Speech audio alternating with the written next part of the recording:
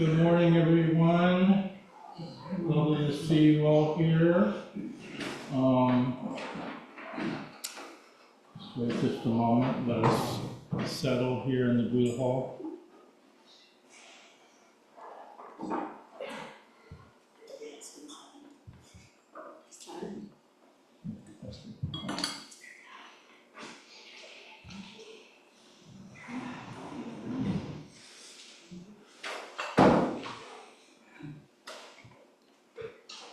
So here we are again. So this is really a joyous occasion. We're having a graduation ceremony this morning for our new mindfulness and meditation teachers, all sitting in the front row. And it's a joyful occasion for me to, you have all worked hard to become teachers in our tradition, mindfulness and meditation teachers.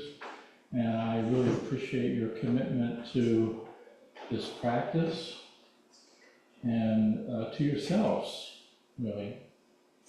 And the time you took to do this and to take care of the center and to take care of others who are new to this practice as well. So I want to say a few formal words, and then I'm going to give each of you a certificate, and then you can say something if you want, and then we'll have if we have time, we'll have any kind of a discussion with this honor. So,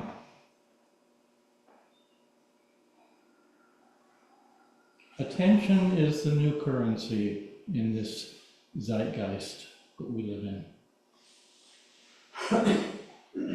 Our attention is being mined on a daily basis.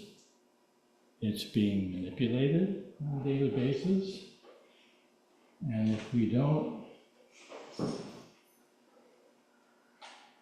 don't take charge of our own attention, someone else will.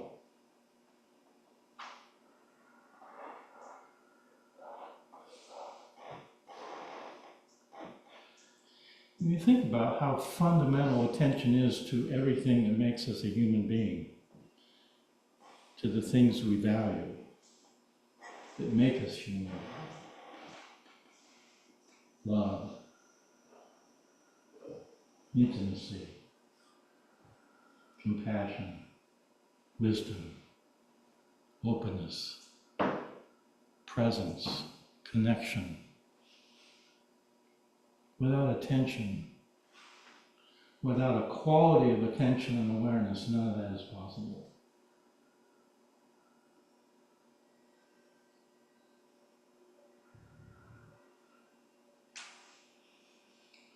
So this may seem a little bit like a diversion, so bear with me.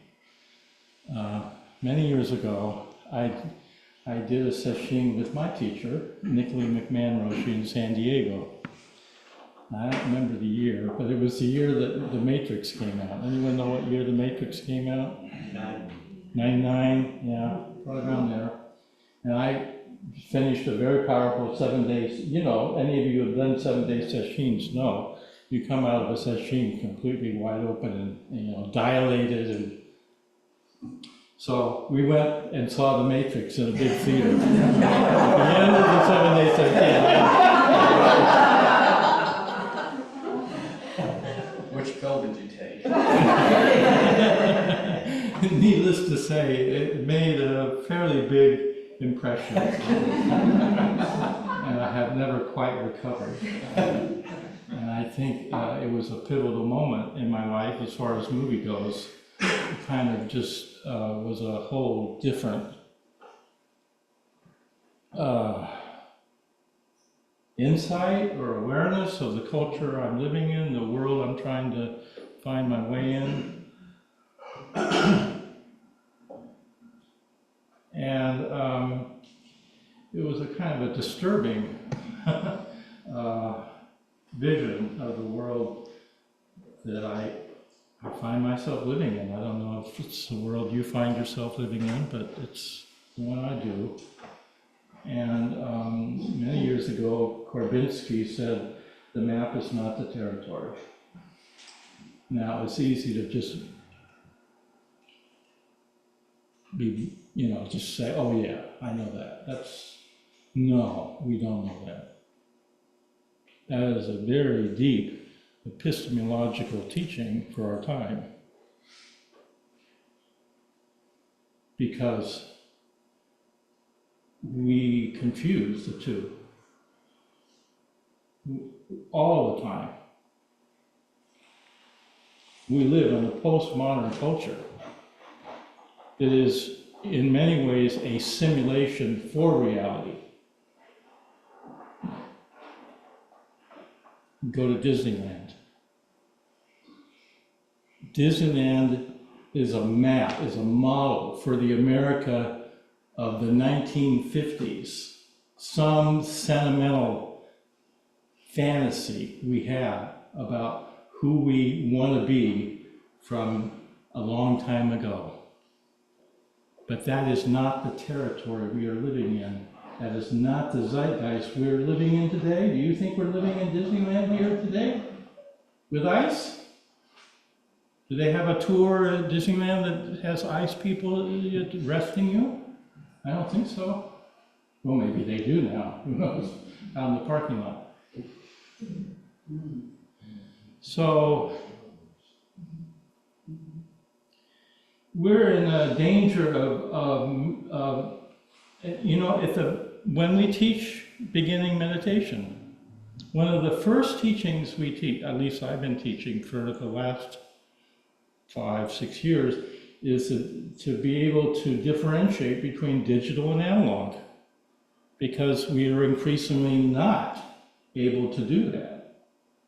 And when we confuse the two, we are in danger of losing something really important about our humanity, our analog experience, our embodied direct experience.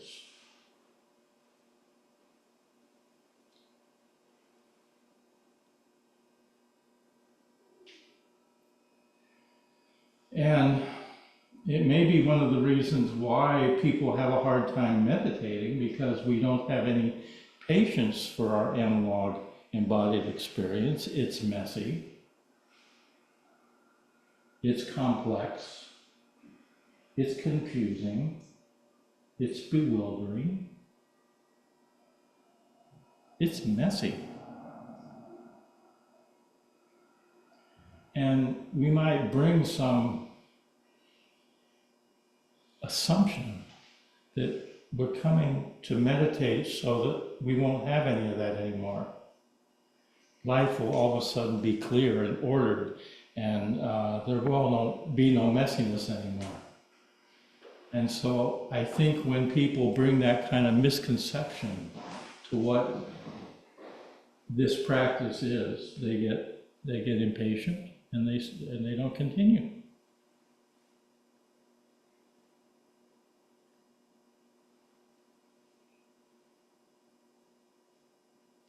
So we're in danger of mistaking the representation, the image, the model, the simulation for reality.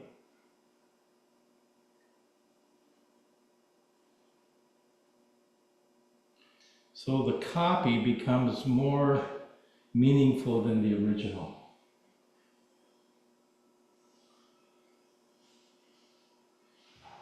We live in a world of images, signs, and codes with no seemingly stable reference point.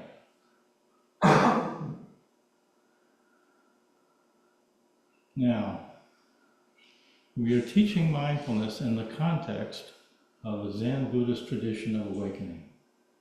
This is really important.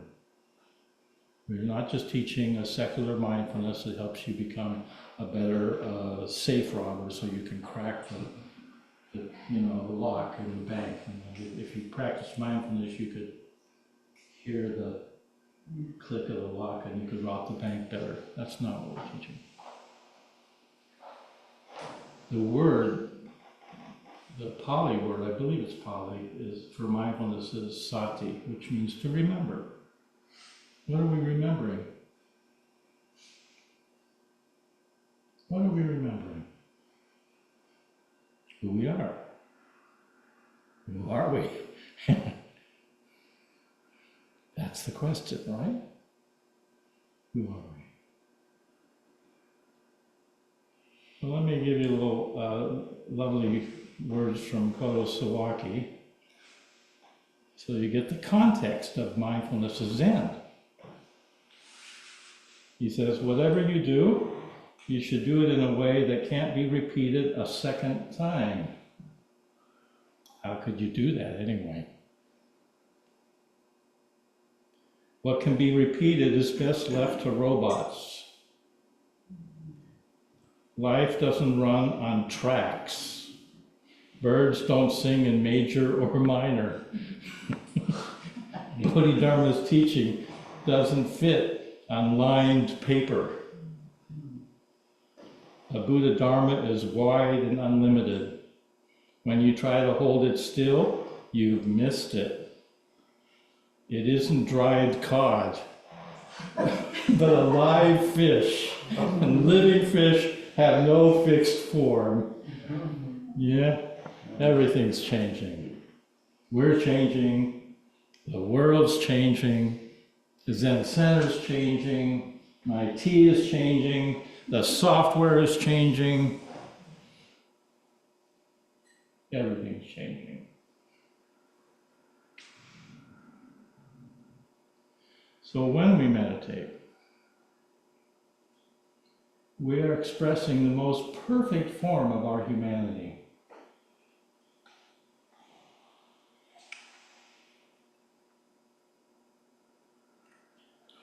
When we practice in this way, with sincerity, genuinely, we come home to who we truly are.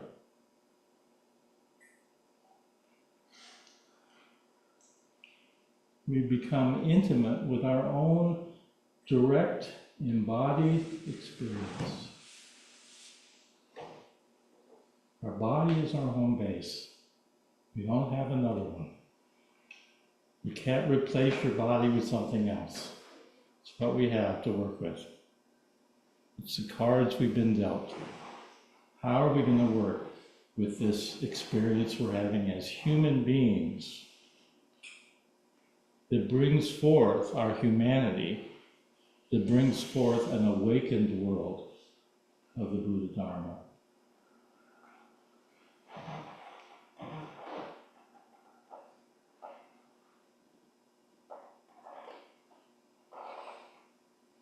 So, how are you going to bring forth this quality of awareness into your daily life? You're all sitting meditation.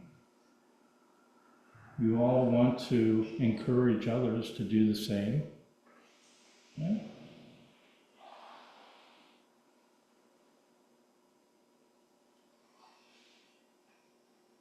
If you don't sit meditation, if you don't cultivate this mindfulness awareness, what happens? What happens in your daily life? The same chaos, the same greed, anger, and ignorance, small-mindedness, corruption of communication, decontextualization, and grievance. So if you don't take care of this within yourself, there is no way you're going to take care of it out there.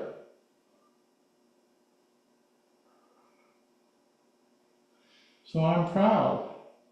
I'm proud to be here with you today, to acknowledge that you are taking care of it for yourself, and that you are taking steps as best you can to share this teaching with others and to encourage others to do the same. But always be humble about this and be aware we're not teaching anything that people don't already know. we're all selling water by the river. And as a teacher, if you've never felt that kind of imposter mentality, you're just not paying attention.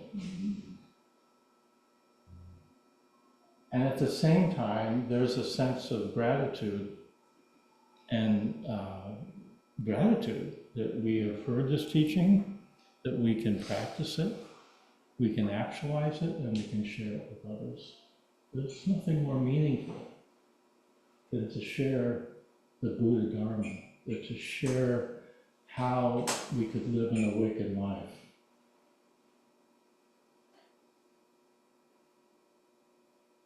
And really, this attention comes down to intimacy. How we care for, how we appreciate each other. When we appreciate each other, we appreciate ourselves. Yeah. So that's what I have to say. And I want to congratulate and acknowledge each of you by giving you a certificate. So when I read your name, just come up and I will give you it. Jerry Sakaguchi.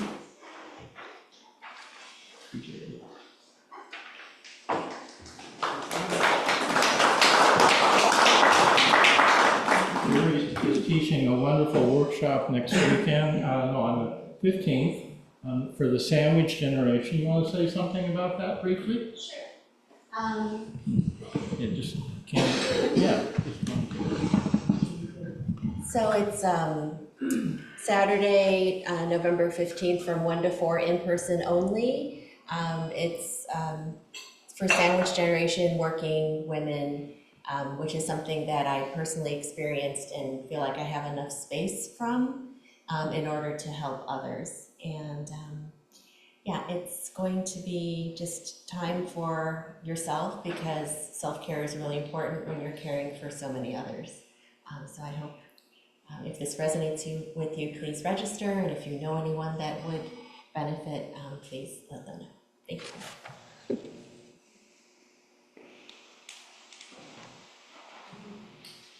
Daniel, good?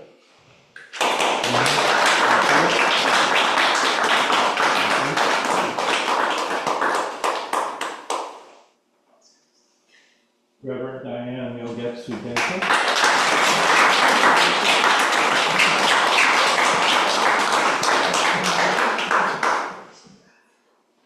Erica mentioned Trevino.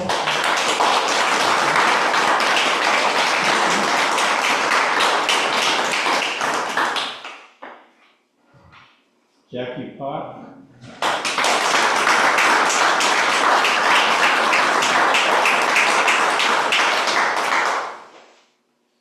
Jacqueline Genshin Weiner Roshi.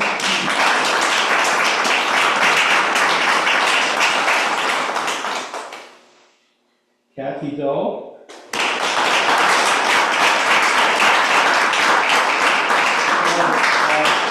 Kathy, along with Carlene, who's already a mindfulness meditation teacher, is teaching a course on, you want to say something about the course that's coming up in January? Yes, we'll be teaching a course. Just pick this up for now, put it back. Yes, in January, starting January 12th, Monday, Carlene and I will begin teaching a 5-week course called Mindfulness and the Art of Imperfect Parenting, which is designed to help parents bring mindfulness into their family lives, help them transform the way they relate to parenting challenges and stress, and practice mindfulness with joy and with the joys and sorrows that come up. So we're really looking forward to it. It's the second time that we're teaching it, and it'll be online only.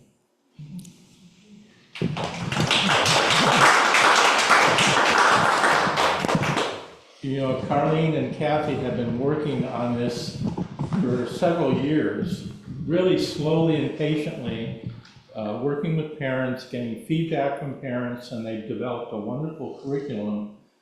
And I think it's important to create spaces for parents to be real, to be able to share the challenges of being a parent. Because again, we have this kind of idealistic model of what parents are supposed to be, and then that's the map.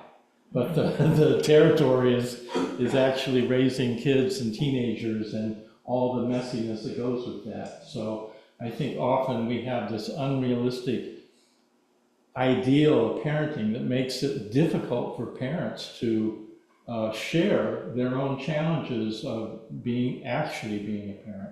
So I think it's a wonderful thing to do.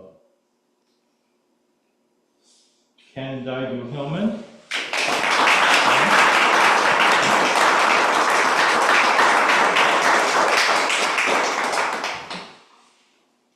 Patrick Ungo O'Shea.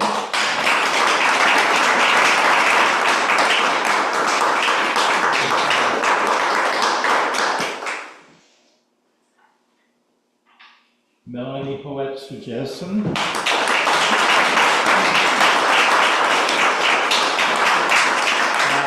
Roshi teaches yoga here at the Zen Center. You want to say something about your yoga course? Sure. Yoga for meditators?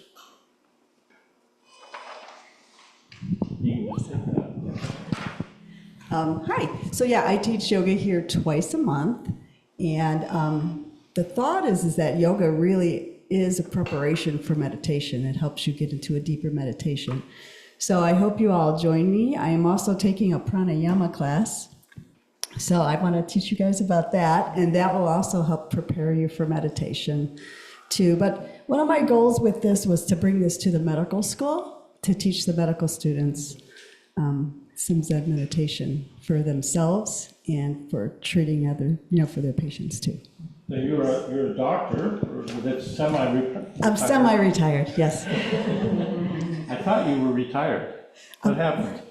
They call me for registry, so I help out when doctors are sick. See, that's what happens when you're too good at your job. Thank you. She used to be my helper.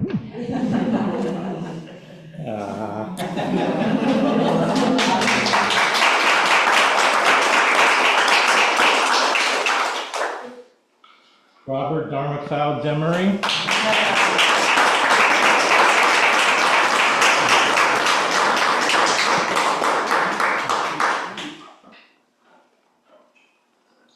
Jason Jensen.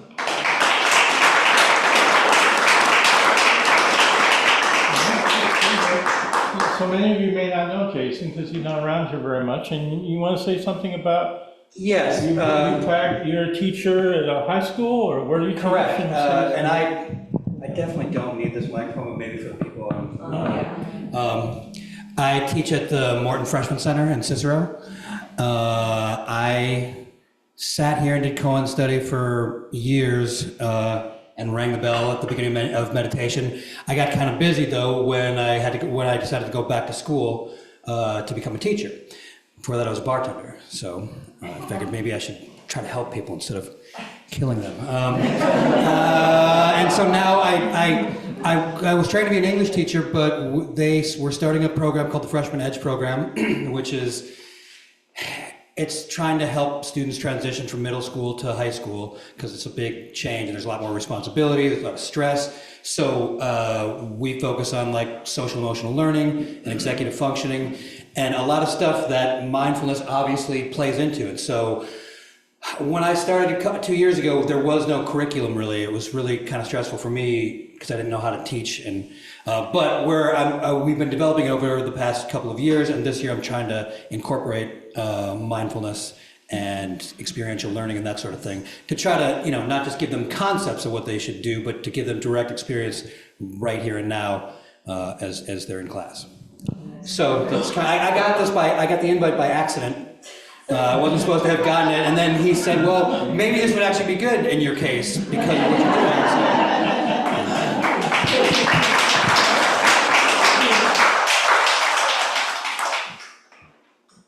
So, I know you were having some trouble developing the curriculum. So yeah.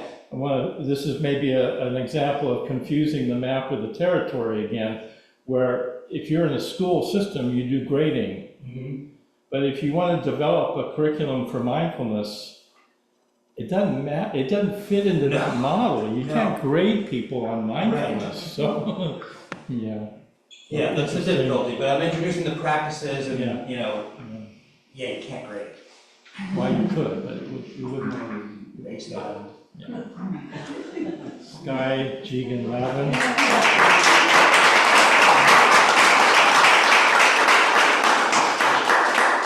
You want to say something about your work at the Forest Park Library? Is it Forest Park? Yes. River Forest? Forest Park.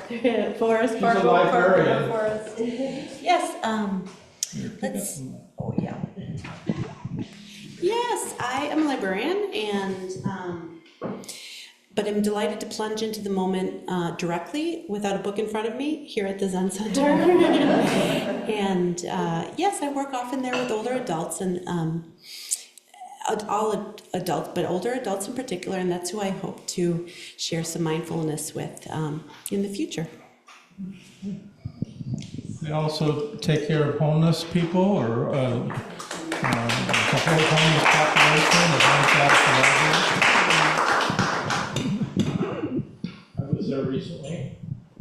I hadn't been in the library for a long time, and the smell of the books was just wonderful.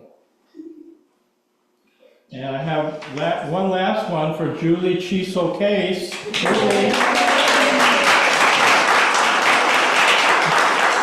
Julie is up in Wisconsin. You want to say something, Julie?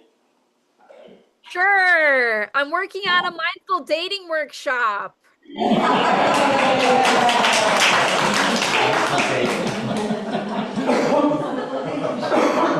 I think that's badly needed. I think people probably get pretty anxious when it comes to dating. Okay, so it's waiting for you, your certificate. So we have some time for discussion or questions or anything you'd like to bring up around any of this? Roshi, Yeah. can you speak to what this sort of empowers us to do and what not to do as teachers? Oh, yes, thank you. So your empowerment is to teach beginning meditation, mindfulness meditation. You are not empowered to teach as a Zen teacher or as a priest. You're empowered, and the reason I'm wearing fairly secular clothing this morning is because that's the context in which we teach is secular in the sense that we are in a secular culture. So we never, I don't think I've ever worn robes when I teach this curriculum. It doesn't feel right. It feels like context matters, and so your empowerment is to teach the curriculum that I developed, the meditation for everyone. That's pretty much it right now. And I think everyone would like to teach Zen because that's the rich, deep, spiritual teaching of our Zen Center. But it's easy to forget when you've been practicing a while what it's like for people that are beginning. When they walk through the front door for the first time, they don't know anything about this. They don't have any context for what Zen is or Buddhism, and how scary that can be for people. And so what we have done here, what we are doing here, is trying to meet people where they're coming from, when they walk through the door, what are they bringing through the door from their life? What's their suffering? Depression, anxiety, stress, and to meet them and offer them a mindfulness teaching that is something they could take away, and they may never come back. They may never do Zen practice here. It doesn't matter. If we can meet them and give them something that's empowering, because let's face it, the times are difficult, and people are having difficulty, and we need some kind of upaya, some kind of practice that can help us get our feet on the ground and return to our direct experience when we're constantly in the soup of social media and the politics that are so toxic. So I'm glad you asked the question. Does anyone have any questions about that empowerment here? Yeah? Well, thank you for asking that. Thank you.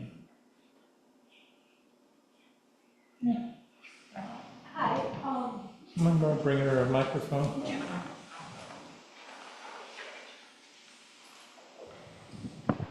Yeah, when I walked in for the first time, I was terrified. I just want you to know.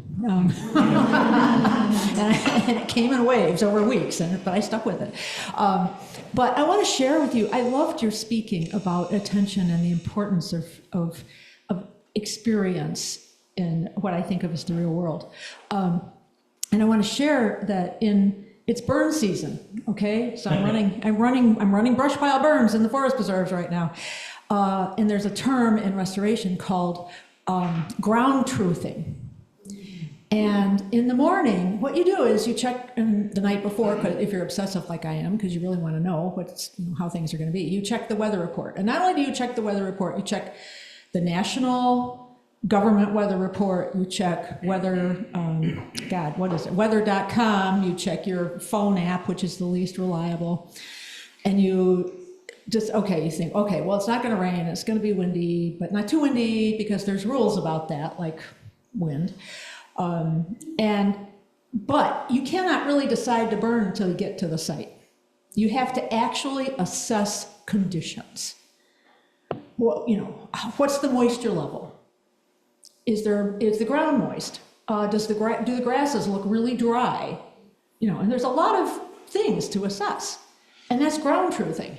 And all the weather reports in the world aren't gonna help you.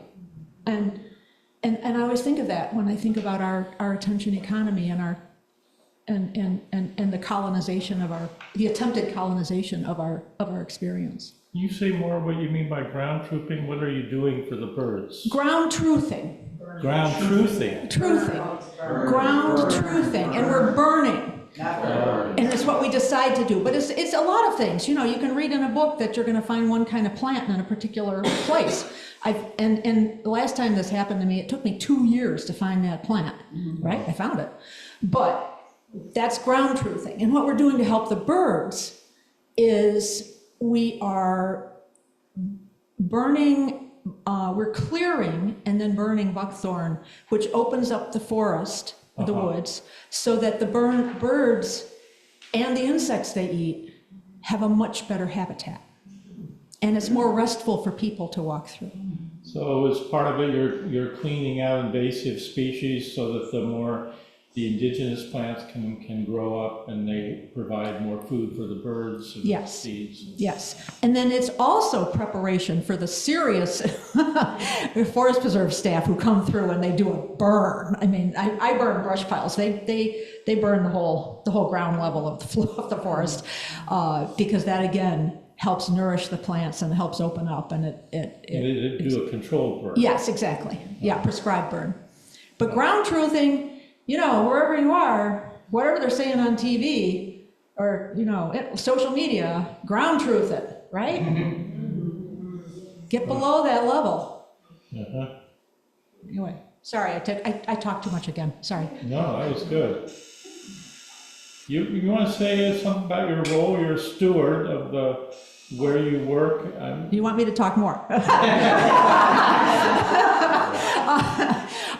Yes, I am a steward of National Grove Forest Preserve. It is what I think of as a true jewel in the true flower garland sutra manner of this relative world. Sorry, and it actually is like a boutique, very small forest preserve right on the Des Plaines River on the bank, in Riverside, North Riverside. And I invite anyone who wants, you can sign up and come help me burn. And I'm also collecting seeds. We're doing two things, actually. We're collecting seeds. And members of the Sangha have been there at spring, which is a very beautiful time to be there. And I'm a volunteer. I'm a trained volunteer. And there are a lot of people like me, not enough, who have taken forest preserve training, which is kind of like taking Zen training. And we are just a group of people who care deeply about what we're doing. And in my God, I'm blanking on the word, in my training with Myogetsu, we have been pondering the story of the young Zen monk who comes to the old master. The old master is working in his rice paddies. You know, it's probably wet and muddy, and there's little frogs and little fish and birds, and, you know, and all this other stuff. And the young guy says, hey, you know, we need to go out. We need to preach Buddhism. We need to tell everybody what's going on. You know? And the guy says, come help me in my rice field. And I ponder that. And I'm pondering it right now because of the call to social action. You know, that's a very deep teaching to me. So anyway, see what you get? You asked me to talk.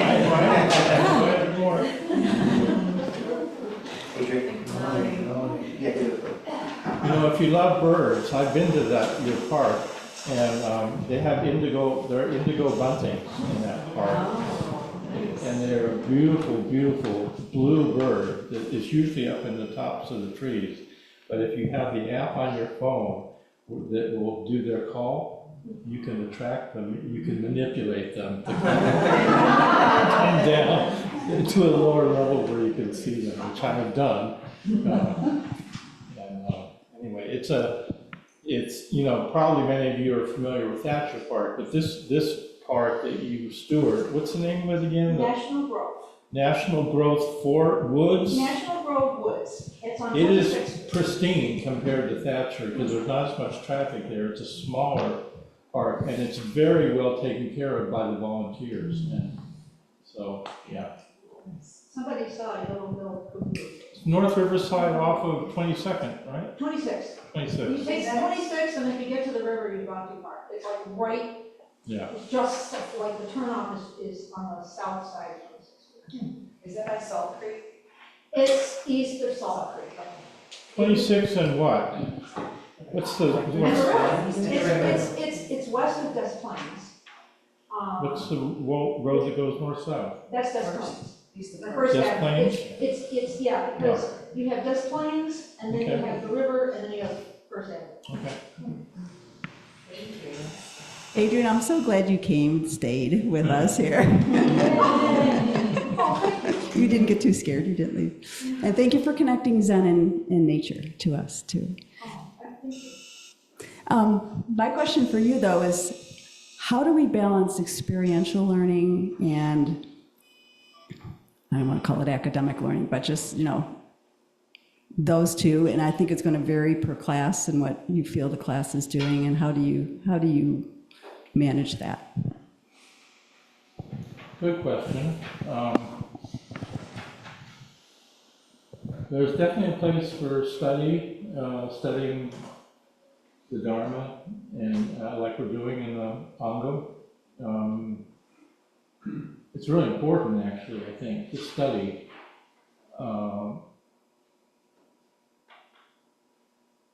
I think you find your way of balancing it through your practice. But I mean for students when we're teaching the course. You're talking about teachers or? Yeah, sorry, I switched gears. Well, I think you study it enough so that you've integrated it and you find it in your own experience. So if it's just abstract, if you've read, what's his name? Daniel? Siegel. Yeah, I mean, he's good. Yeah. But if you're just mimicking him or you're mimicking me, it's not going to be as good as if you're speaking from your own experience. I think what you learn over time is that you read a lot and you study. You read the neuroscience if you're interested. I mean, it's interesting, and it confirms a lot of things that are taught in the Buddhist tradition. Some things it doesn't, and you kind of sit with it like a koan. You study it, you read it, and then you find that in your own analog experience, you find that there's something that is matching that, and then you start to relate stories in your life that match that, and so your teaching starts to become, you're still teaching from your own life experience. We are not an academic institution. If we were, it would be a different context, and then we would teach in a different way, but we're a Zen center. So I think that's and it's a balance. If you were just to deal with your own direct experience without any study, I think it would be greatly diminished. So I think we need to be humble and appreciate that we are part of a wisdom tradition that's thousands of years old, and it's been tested by time, and it's meaningful. And so there's no problem studying or reading, or with academics for that matter. The more, I remember a student that came to the Zen Center Los Angeles a long time ago, and he was young, kind of like me, and he came to Maizumi Roshi and he said he wanted to ordain. And Maizumi Roshi said, go back to school first. Finish your schooling, then come back and ordain if you still want to. So education is important.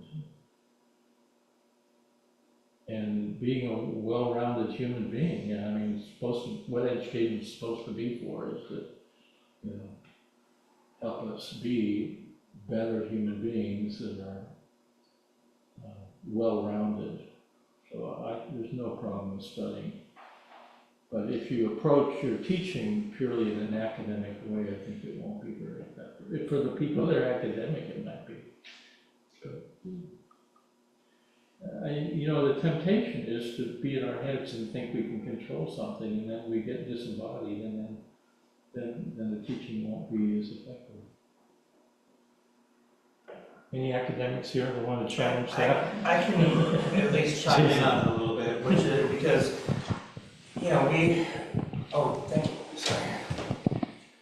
In the class that I teach, like I said, there was no curriculum. We just developed some things, but we had some lessons, and we do things like, I might teach a lesson on avoidance behavior, and then you have them write a reflection on it, and that's helpful. Reflection is a way of being self-aware. But what I started to find is, are you going to be able to teach a kid to not procrastinate by having them think about it and talk about it and watch a Tim Urban video about it, a TED Talk?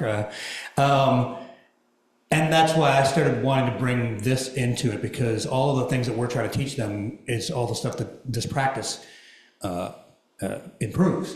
So for me right now, it's a process of experimentation, though, of like how much academic stuff do we want to do and have them think about it and me talk about it and lecture or whatever, and how much we want to get them up out of their seats doing physical stuff where they have to interact, and then how much do I want to have them, put their heads down. I have to have them put their heads down. It's best if we sit up, right? But they can't focus. You have to have it quiet. But so I mean, I can't really answer your question, but in my situation, it's a process of experimentation right now of like how much you do each one, and you try to integrate it as it goes, and you kind of just sort of experiment and see what happens. Yeah. Sorry. No, it's okay. Just to add to that, it makes me think of the story of the origin of the word serendipity. So there was a good blog post by Ethan Zimmerman many years ago, so I'm going to forget the details of this, but it was basically there were two princes from Serendip, and they learned all about the world in their palace for many years, and studied a lot, and one day they set out on a journey and experienced the world, and so they had all of these wonderful insights and serendipitous discoveries because they had a prepared mind, right? And so these things can go together in that way, where you have to have both, but you wouldn't have the insight if you didn't have the prepared mind. So. Okay. Well, it was just a lovely introduction and comments. Thank you so much, and congratulations to all of you. I was thinking about another story about how important it is not to be a deep academic, the great story about the monk who thought he knew everything about the Lotus Sutra, and he went out and he said to his abbot, "I'm leaving, there's nothing you can teach me." And he went out and he met, of course, an old woman on Crossroads. There's always an old woman selling rice cakes, right? She says, he says, I'm hungry, I need a rice, I'd like to buy a couple of rice cakes. And she says, "Well, what's all that stuff you're carrying?" And he says, "Well, this is all my books about the Lotus Sutra." And he says, and she says to him, "Well, I'll sell you some rice cakes if you can tell me the pith, if you will, of the Lotus Sutra." And he's kind of dumbfounded. And the bottom line is, he can't do it, and she answers him. And he says, "Oh my God." And so he pointed, he didn't say, "Oh my God," because he's a Buddhist monk. Yeah, Joan Halifax says, "Oh Buddha," or something all the time. At any rate, he said, and he burned, he said, "I'm going to just burn all my books," and he did. And he went back to becoming a monk, because he didn't realize he didn't know squat. And just a comment to Jason, I love your program. Two things. One is SEL. My wife and I had no idea what SEL meant, socio-emotional learning, until our 8-year-old grandson, who's in second grade, has a program where they are doing SEL. And he had to write what was good about himself. What did he do well? And that was homework for him. We thought it was phenomenal. So then my wife and I had a great conversation about what do we do well, each of us. It was a great conversation. And one other thing is, you were talking about change. Leaves were falling. It was beautiful. It was beautiful. Yeah.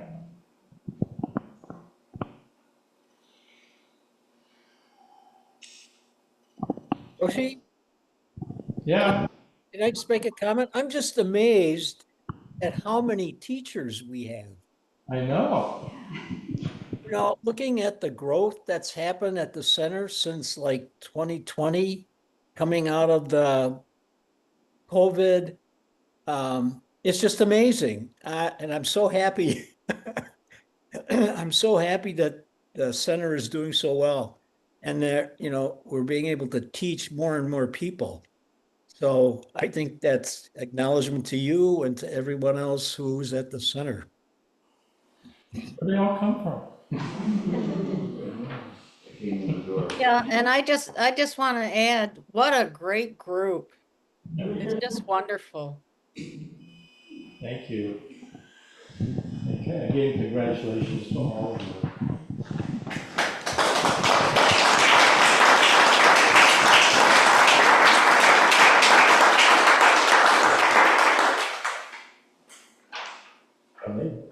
Well, you're not singing.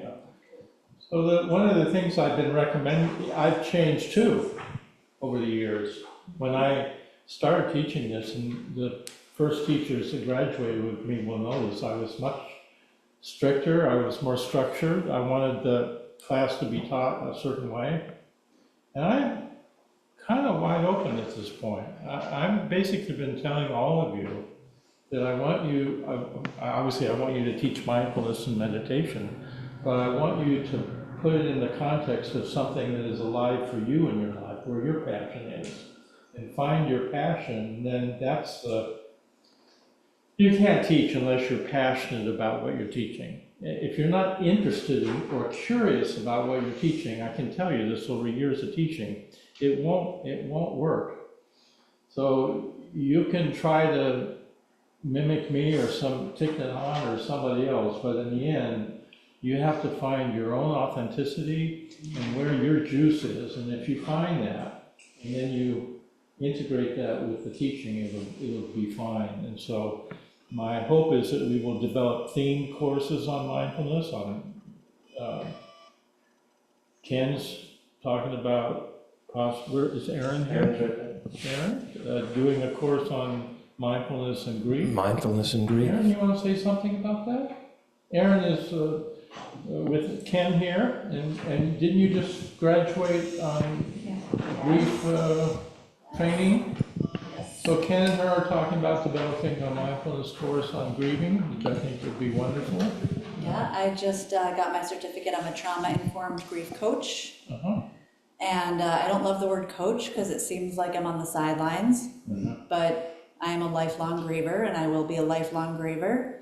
And so bringing mindfulness is something I already practice, but it's a great tool to help grievers move through what they're experiencing on a regular basis in a way that feels productive and not too much of a heavy suffering. Yeah. So that's an example of a theme that could be developed around mindfulness. And since you're talking about grief, there's again, we were talking about confusing the map and the territory and the digital and the analog. There is a whole philosophy among tech boys now. I think they're tech boys, adults, but they're boys, that, like Peter Thiel, that basically have a philosophy of the world that doesn't allow for grief. And we don't want to have grief. We want to have happiness, long life, live forever. We don't want to have pain. It's a very strange philosophy, and yet, and the attraction to computers and digital and AI is that we're going to have this world that is free of that. And that's a very dangerous philosophy, I think, in the world at the moment. I'm not familiar with them. Well, you don't need to be. Just keep doing what you're doing. Yeah, I've recognized that you don't have grief without love. Yeah. Okay, I think that's, we have 4 minutes left if anyone has a burning question. Otherwise, I think we could close and have kinship hour and enjoy each other's company. Again, I want to thank you all for coming, and congratulations.